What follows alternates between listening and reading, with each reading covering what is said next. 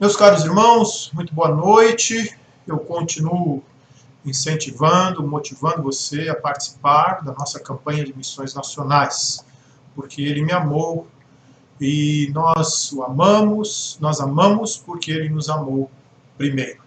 Nós estamos fazendo o levantamento da nossa oferta e também estamos orando por missões nacionais. Quero ler com você nessa noite Isaías 24, 14 e 15, que nos diz assim: Eles levantam a voz e cantam com alegria, por causa da glória do Senhor. Exultam desde o mar. Por isso, glorificai ao Senhor no Oriente e nas terras do mar, ao nome do Senhor Deus de Israel. Vamos orar. Obrigado, Senhor, por estarmos juntos nesta noite, para te buscarmos em espírito e em verdade, para te buscarmos em oração. Muito obrigado, Pai, pelos cuidados que o Senhor tem derramado sobre as nossas vidas, sobre cada um de nós. Obrigado, Senhor, porque o Senhor cuida dos detalhes do nosso cotidiano. Queremos te agradecer por nossas crianças, por nossos adolescentes, por nossos jovens. Muito obrigado, Deus, pelos irmãos que são os adultos da igreja. Muito obrigado pelos nossos irmãos mais idosos. Nós te agradecemos, Pai, pela beleza da igreja, com toda a sua diversidade e com a sua unidade. Muito obrigado, Deus, pela esperança que temos em Jesus Cristo. Obrigado, Deus, pela esperança de um novo céu, de uma nova terra. Obrigado, Pai, pela esperança que temos de um ambiente físico e espiritual renovados, onde vamos viver, de fato, toda a liberdade que temos em Jesus, onde vamos experimentar verdadeiramente a glória que o Senhor Jesus compartilha conosco. Pai, que essa esperança cale de forma profunda no nosso coração nessa noite, a fim de sermos alimentados, a fim de sermos curados, para que sejamos testemunhas alegres, felizes. Muito obrigado, Deus, pela esperança que temos em Jesus. Pai, eu quero te pedir pelos corações enlutados, que nos são próximos, também por esse Brasil afora. Quero te pedir, ó Deus, pelo teu consolo, pela renovação da esperança e pela paz que alcance esses corações, Pai. Abençoe os nossos irmãos enfermos, queridos demais, que porventura estejam acamados, estejam em casa ou nos hospitais. Tem compaixão, Deus, e que os teus anjos os alcance, tanto, Senhor Deus, com a provisão para a cura física, como a provisão espiritual, com uma palavra de consolo, de conforto, para que sintam-se fortalecidos, Deus, na tua pessoa, nesses momentos de dificuldades, de fraqueza física. Alcança-os, Pai, com a tua graça.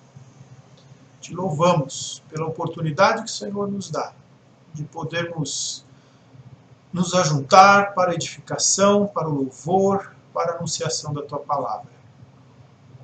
Aceita, ó Deus, a nossa adoração, o nosso culto, como um cheiro suave no teu trono de graça. Em nome de Jesus. Amém.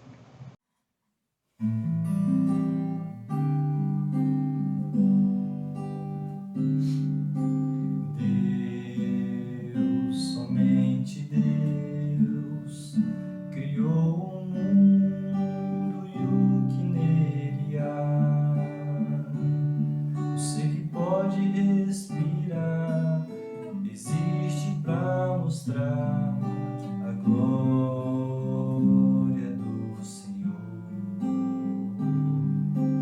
Deus, somente Deus, o seu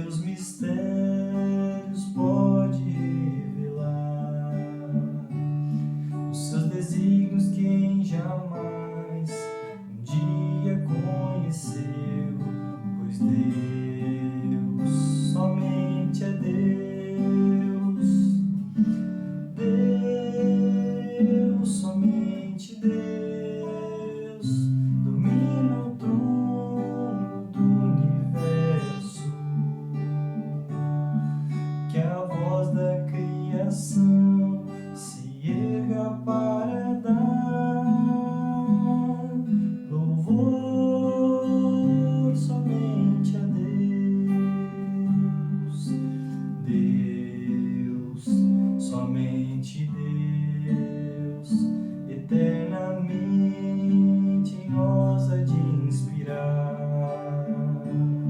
a alegria de adorar, desejo de exaltar a Deus, somente a Deus. Deus, somente Deus, domina o trono do universo.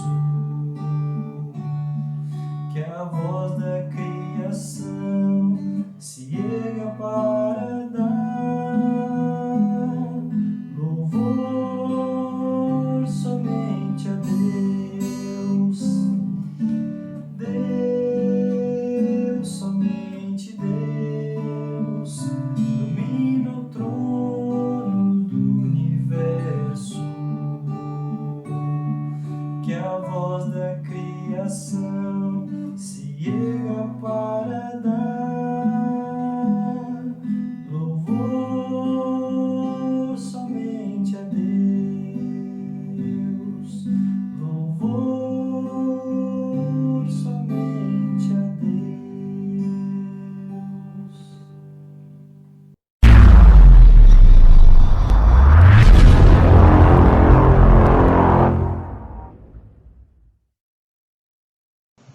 Ok? Nós estamos fazendo uma leitura da carta do apóstolo Paulo à igreja de Romanos, aos irmãos daquela igreja, aos romanos. E eu quero ler com você hoje no capítulo 8, a partir do verso 17, a partir do verso 18 até o 25. Porque para mim tenho por certo que os sofrimentos do tempo presente não podem ser comparados com a glória a ser revelada em nós.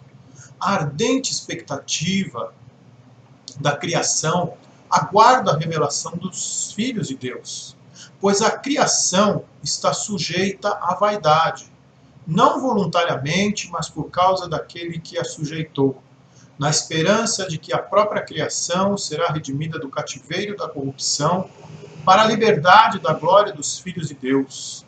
Porque sabemos que toda a criação, a um só tempo, geme e suporta angústias até agora. E não somente ela, mas também nós, que temos as primícias do Espírito, igualmente gememos em nosso íntimo, aguardando a adoção de filhos, a redenção do nosso corpo, porque na esperança fomos salvos. Ora, esperança que não se vê não é esperança, pois o que alguém vê, como o espera? Mas se esperamos o que não vemos, com paciência o aguardamos. Romanos 8, do capítulo 18, do verso 18 até o verso 25. A ciência geografia configura a Terra como sendo dividida em 3 mundos e 6 continentes. Nós temos então o Velho Mundo, África, Ásia e Europa, o Novo Mundo, Américas, e o Novíssimo Mundo, a Oceania. São os 5 continentes, mais o 6º continente, a Antártida. Essa é uma divisão eurocêntrica, já que foi na Europa que se construiu uma história baseada na chegada dos próprios europeus nesses lugares. Essa história é marcada pela exploração dos recursos naturais em todos esses lugares em que os europeus foram, em que se formaram civilizações modernas, durante os últimos 500 anos, a exploração de todos os recursos naturais provocou um grande descompasso na dinâmica natural do planeta. Há quem não acredite muito nisso, ou não queira acreditar, existem uma série de interesses em jogo, mas pessoas argumentam, né, principalmente que, em se tratando de temperatura da Terra, a Terra sempre sofreu alterações no longo da sua história, isso é natural. De certa forma, é verdade, algumas alterações, algumas mudanças no ambiente, certamente acontecem de forma natural, sem que seja sem que seja provocado pelo ser humano. Já tivemos um período, uma era chamada glacial, em que a Terra foi praticamente congelada. Mas o sétimo continente nunca foi naturalmente uma dissidência geológica da Pangeia, nem de qualquer um dos outros continentes. Você deve estar se perguntando agora, sétimo continente? Nós falamos em 6, mas eu já te explico. A produção de riquezas, a partir do mercantilismo dos séculos XIV até o século XVIII e do capitalismo industrial em seguida, até os nossos dias, acentua a cada década o volume da exploração e da produção, da exploração dos recursos naturais e da produção no planeta. E descaracteriza cada vez mais o propósito para o qual o planeta Terra foi criado por Deus. Nosso texto mesmo diz que a criação geme dores de parto. E a literatura judaica é muito rica e incisiva em fazer uma relação muito próxima, né, da degeneração do planeta com o pecado humano. Ou seja, o planeta se deprecia, o planeta se desgasta, o planeta vai se degenerando em função do pecado do homem. O próprio Gênesis nos diz assim: e Adão disse, visto que atendeste à voz de tua mulher e comeste da árvore que eu te ordenara não comesses, maldita é a terra por tua causa. Maldita é a terra por causa do pecado de Adão, maldita é a terra por causa do ser humano. Apenas uma das evidências mais drásticas e características de que realmente a criação geme e sofre com as consequências do pecado humano é o que eu comentei com você há pouco, o sétimo continente. Se você já ouviu falar dele, você sabe do que eu estou falando, obviamente. Se for alguma novidade para você, eu lamento ser o portador de tão triste notícia. O sétimo continente, ele está localizado no Oceano Pacífico, entre os estados americanos da Califórnia e do Havaí. Esse aqui, mais ou menos assim. Esse aqui seria o sétimo continente.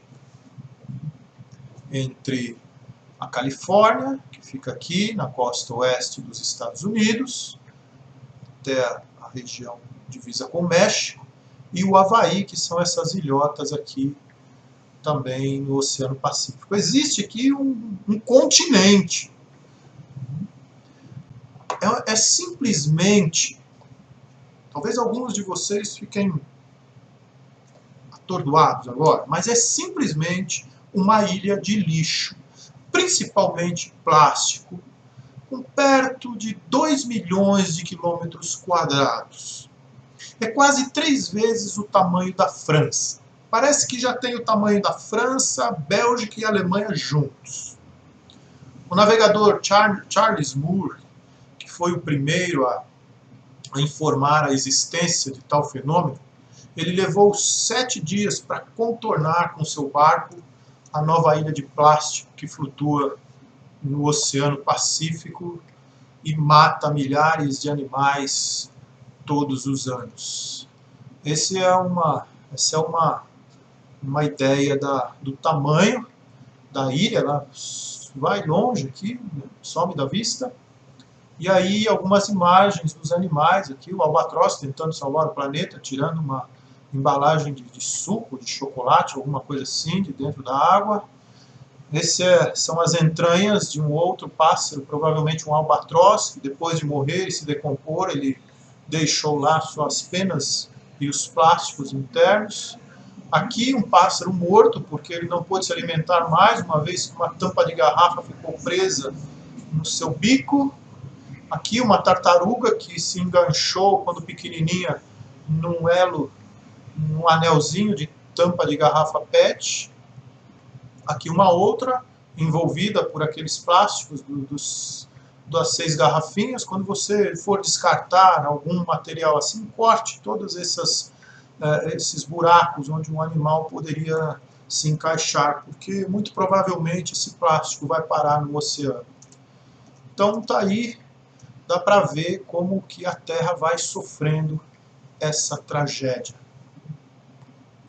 E outras, mais recentemente, as tragédias de Mariana e Brumadinho, as queimadas na Amazônia, Pantanal, Califórnia, Austrália. A criação de Deus vive esse processo de deterioração desde que o homem pecou. É um processo que está sob a ação permissiva de Deus. Após a queda, Deus não distinguiu o homem do demais da sua criação. Ele não excluiu ou destituiu o homem de sua interação natural com a criação para poupá-la do pecado, nem para poupar o homem das consequências dos estragos impostos à criação pela ação pecaminosa do homem. A dinâmica homem-criação foi mantida por Deus. O texto fala que o problema do planeta acontece porque aquele que o entregou a isso, o próprio Deus. A interação está mantida e vai acontecer conforme os mandos e desmandos do próprio ser humano. Se preservamos, temos um pouco do melhor do planeta. Se destruirmos, vamos juntos com o planeta. Há então essa prevalência, como Paulo diz, de um estado de escravidão destrutiva, o que ele chama de cativeiro da corrupção. Paulo, ele expõe uma realidade que os profetas também falaram, das quais os profetas falaram. Em Isaías, no capítulo 24, o texto diz assim: Eis que o Senhor vai devastar e desolar a terra, vai transtornar a sua superfície e lhe dispersar os moradores. O que suceder ao povo, sucederá ao sacerdote, ao servo como ao seu senhor, à serva como à sua dona, ao comprador como ao vendedor, ao que empresta como ao que toma emprestado, ao credor como ao devedor. A terra será toda devastada, totalmente saqueada, porque é o Senhor quem proferiu esta palavra. A terra pranteia e se murcha. O mundo enfraquece e se murcha. Enlanguecem os mais altos do povo da terra. Na verdade, a terra está contaminada por causa dos seus moradores, porquanto transgridem as leis, violam os estatutos e quebram a aliança eterna. Por isso, a maldição consome a terra e os que habitam nela se tornam culpados. Por isso, serão queimados os moradores da terra e poucos homens restaram. Diz ainda Jeremias: Olhei ainda, e eis que a terra fértil era um deserto, e todas as suas cidades estavam derribadas diante do Senhor, diante do furor da sua ira. Pois assim diz o Senhor: toda a terra será assolada, porém não consumirei de todo. Por isso a terra pranteará e os céus acima se enegrecerão, porque falei, resolvi e não me arrependo, nem me retrato. Entender essa relação destrutiva entre o homem e o seu ambiente é algo que em si provoca em nós sofrimento. Provoca em nós uma angústia. Vai na nossa alma uma angústia por saber que a humanidade e a natureza caminham juntas na contramão do que Deus planejou no início de tudo. No início de tudo. Nós, diz Paulo, igualmente gememos. Porém, o nosso texto nos leva para uma dimensão mais elevada dessa realidade. Aqui está a boa notícia, tá bom? Ela não se encerra no caos. O nosso texto não se encerra no caos, a nossa realidade não vai se encerrar nesse caos, não vai se encerrar na destruição de tudo, na derrocada da criação de Deus. Afinal, a terra é de Deus. Nós somos de Deus.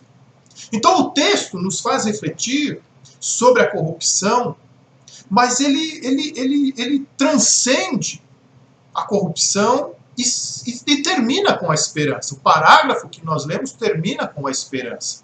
Termina com um apelo à nossa paciência. Existe uma ardente expectativa.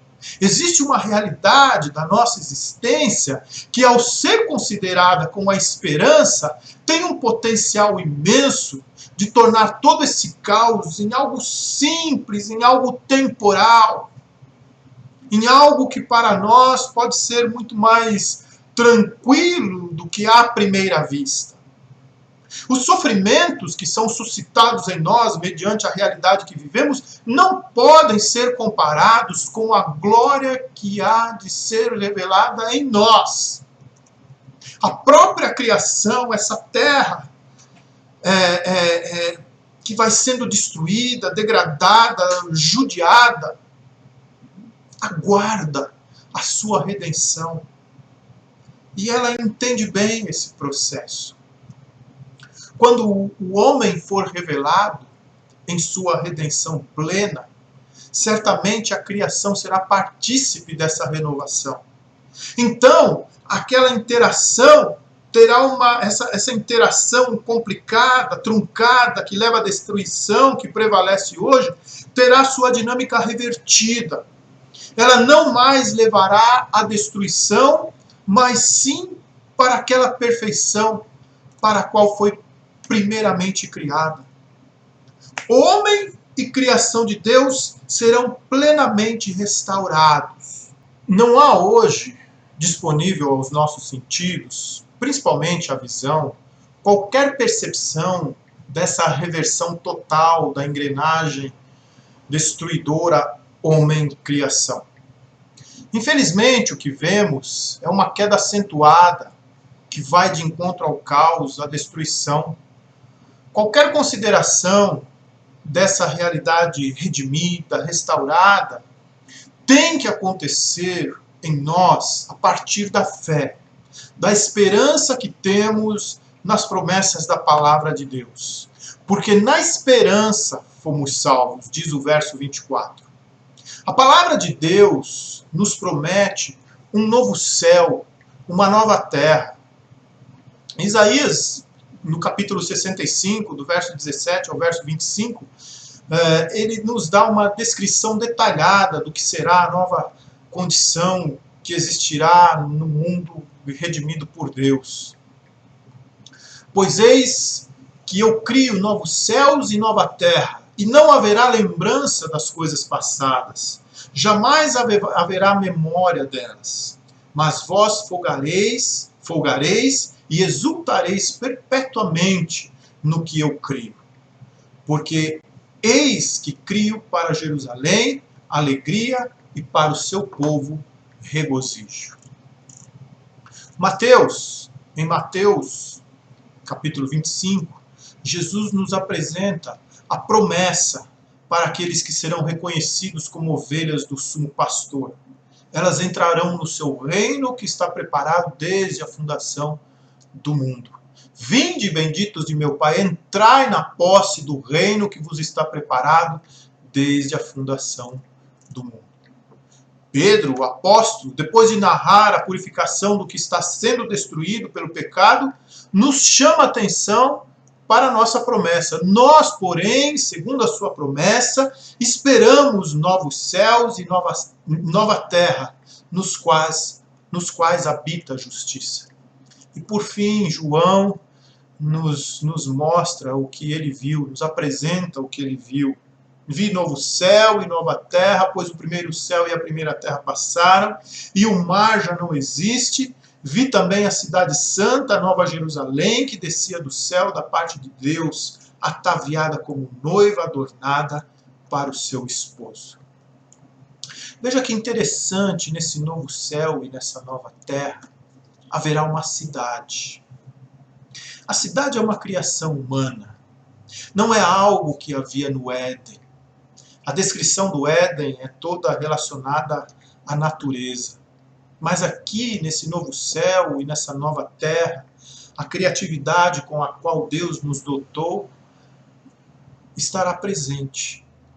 Portanto, desenvolvimento econômico, produtividade, dinâmica mercadológica, todos esses itens que criamos para que a nossa criatividade tivesse seu espaço no nosso dia a dia, não são contrários aos desígnios de Deus.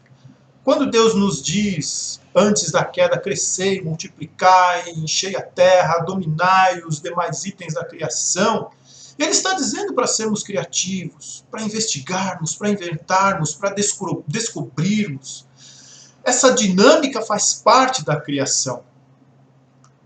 O céu não será a volta a um estágio primitivo. Ele contará com o resultado da criatividade humana. A diferença é que o pecado não comprometerá mais essa relação com egoísmo, medo, desconfiança. Será um ambiente de plena liberdade. A liberdade da glória dos filhos de Deus. Eu quero te incentivar nessa noite a imaginar esse lugar, a imaginar essa realidade, onde podemos nos relacionar livremente, onde poderemos expressar a nossa criatividade livremente, onde o pecado não vai atrapalhar a beleza do que Deus criou. Imagine como será bom, como nós seremos de fato livres, como seremos livres para nós mesmos, como seremos livres uns para os outros, como seremos livres para Deus. Eu te incentivo a imaginar isso, porque essa imaginação, alimentar essa esperança, alimentar essa imaginação, pensar nisso, tem alguns efeitos interessantes no teu presente, no teu agora. Primeiramente, alimenta a tua esperança nas promessas de Jesus.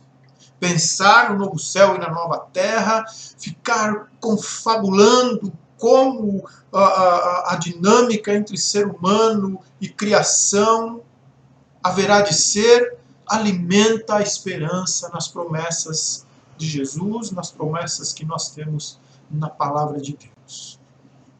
Olhar para o sofrimento que a realidade imediata suscita como algo temporal e pequeno mediante ao que vamos viver na eternidade. Afinal, tudo será transformado. Então, ao mesmo tempo que alimenta a tua esperança, nos faz olhar de uma forma mais tranquila, de uma forma mais suportável todo o sofrimento que vivemos hoje, toda a aflição que se vive em função do atual estado das coisas. E por fim, imaginar como será um novo céu e uma nova terra nos faz viver no presente essa glória de filhos de Deus. No que depender do teu esforço para a obediência, em amor aos mandamentos de Deus, experimentando a boa, perfeita e agradável vontade de Deus.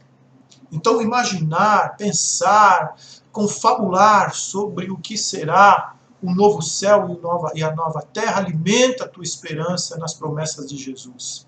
Te faz olhar de forma mais comedida, de forma mais equilibrada para o sofrimento do presente tempo. E te faz querer viver agora a glória dos filhos de Deus. Então, cuide bem da natureza. Não desdenhe do que Deus criou. Não jogue lixo em qualquer lugar. Não estrague o que Deus fez. Procure ser sério nos teus direitos. Por exemplo, estamos chegando aí nas eleições. No que depender de você, seja sério no seu voto. Veja quem realmente tem compromisso com o que é de Deus. E aí então, ofereça a essa pessoa o seu voto.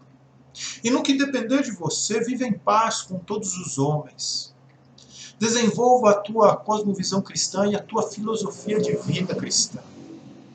Faça a diferença que Jesus te chamou para fazer, para que naquele dia ele realmente te reconheça como sua ovelha e te diga: vinde bendito de meu Pai, entra para o reino do teu Senhor. Uma noite muito abençoada a você. Fica na paz de Jesus. Eu quero orar, encerrando esse momento contigo. Ó Deus, nos abençoa, Pai, com uma visão grandiosa, bonita, do que será um novo céu e uma nova terra. E que essa percepção, ó Deus, na nossa alma, através da Tua palavra, faça, Senhor, com que toda a aflição, que as circunstâncias imediatas do nosso tempo provocam no nosso coração, ou querem provocar dentro de nós. Nos abençoa, Deus, com essa visão plena, com essa visão bonita, gloriosa do que há de ser um novo céu e uma nova terra. E que, certos, ó Deus, desta esperança, do que não vemos, mas do que temos certeza que vai acontecer, nós tenhamos, ó Deus, a paciência devida para enfrentarmos as dificuldades, os sofrimentos, as aflições que esse tempo de destruição, de depreciação do nosso planeta vai querendo impor para nós. Abençoa-nos, Deus. Abençoa-nos. E que, a partir dessa visão, Pai, nós vivamos aqui, segundo os Teus preceitos, segundo a Tua vontade, alegres, jubilosos, porque temos esta esperança maravilhosa. Em nome de Jesus. Amém.